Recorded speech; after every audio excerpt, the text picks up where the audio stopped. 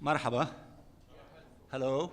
I just arrived from the airport to the Security Council. I was in a mission in the Middle East and I just got back. I was watching the deliberation of the Security Council in the car. As you all know, the Palestinian leadership welcomed this effort, this step in the right direction, and emphasized that, of course, our position has been always to have an immediate ceasefire to stop the killing of our people. So this resolution is a step in that direction. We are grateful for our brothers in Algeria, whom we worked with them very closely to try to influence the draft resolution to be closer to the objectives of the national rights of the Palestinian people. We succeeded to a certain extent, but of course, we did not succeed in all the things that we wanted. But nevertheless, we welcome this step. And I believe that all the Palestinians welcome this step. We want to have a ceasefire. We want to see the implementation of the objective of stopping the fighting completely and to have humanitarian assistance to our people to the level that they need, to stop the forced transfer, to allow our people to return to the areas where they were pushed out of in all parts of the Gaza Strip, including the north, and to see the Israeli forces outside the Gaza Strip and not a single portion of the Gaza Strip geographically to be taken or under the control of the Israeli occupying forces. And of course, we welcome the reference that the occupied Palestinian territory, including the Gaza Strip, is part and parcel of the land of the state of Palestine, in which this occupation has to end from that occupied land so that we can enjoy freedom, independence, and to live in dignity in our state, the state of Palestine, with East Jerusalem. Now, the burden is on the Israeli side to implement this resolution and to have the ceasefire immediately in place, and also to have the exchange, including the release of Palestinian prisoners, and to make this ceasefire a permanent ceasefire. We want also to thank the effort of the mediators, especially our brothers in Egypt and Qatar, and we hope that we can see the beginning of the process of the implementation of this important resolution, which is a step in the right place, as our Palestinian leadership has declared. I am sure that you will be able to receive all the statements that were released in this connection. We, the Palestinian people, are united in seeing the implementation of this resolution. Thank you very much for being with us. Will be implemented, given the fact that, despite the fact that the Americans are saying that the Israelis accepted this offer, we still, until now, didn't hear any official Israeli statement in that regard. Did you get any assurance that this will be implemented, that the Israelis did actually agree? Well, the proof is in the details, and we want to see that, that this resolution to be implemented beginning with the ceasefire, and that this ceasefire to be permanent. We do not want to see the continuation of the fighting.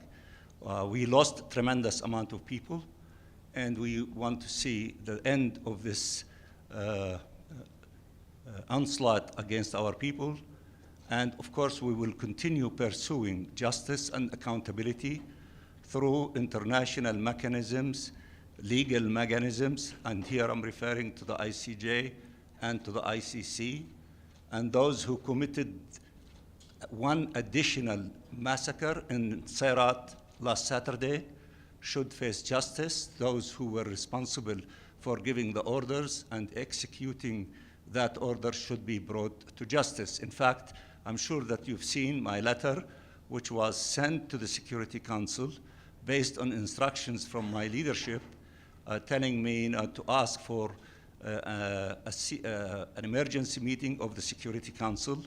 So part of the discussion that took place today, especially from many of our friends, and specifically from Algeria, reflects our point of view that those who are committing these atrocities and crimes and genocide against the Palestinian people should face the justice that they deserve, and accountability should be in place. We will continue our efforts in the Security Council, as well as in the General Assembly, in the Human Rights Council, to seek justice for our people, to stop these crimes against our people, and to allow for the conditions to be put in place to rebuild Gaza, to reconstruct it, and to open a path for a peaceful option or road that would lead to the end of the occupation and the independence of the State of Palestine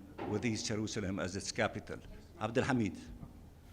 Thank you, Ambassador Riyad. We just had an argument with Ambassador Robert Wood. We kept telling him that Hamas had accepted this resolution. The Israelis didn't. And in the resolution, it includes that Israel accepted it. So where we stand now, where is the ball now, in which courts, the Israelis or the Palestinians? I don't know what he said to you. I came immediately to this podium, but I can tell you that that there is readiness from the Palestinian side to engage very seriously to see the implementation of this resolution. The number one item in that resolution is to have a ceasefire, to end this fighting, and we are determined with our friends to make it a long-lasting, permanent ceasefire. So the proof is in the pudding. We will see who are the ones who are interested to see this resolution to become a reality, and those who are obstructing it and they want to continue the war of genocide against our people. But in reality, you can't control what Hamas is going to do. So we hope that Hamas is going to implement it too. So what will be your position if Hamas doesn't respect the ceasefire? Well, you're dealing with hypothetical issues. I represent all the Palestinian people at the United Nations. I did not hear any Palestinian saying anything other than welcoming this resolution and readiness and willingness to engage in the process of its implementation. So therefore, the basis of your question is not sound.